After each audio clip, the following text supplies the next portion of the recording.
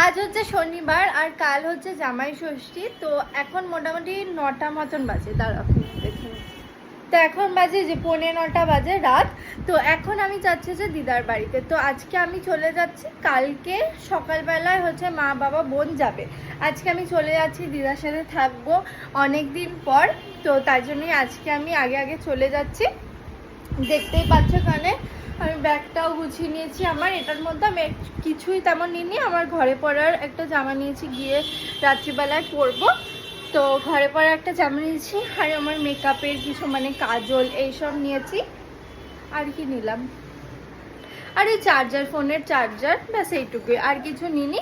তো এখন আমি বেরোবো। ট্রেনের টাইমটা দাঁড়াও দেখি কটার সময় ট্রেন আছে, ট্রেনেই যাব।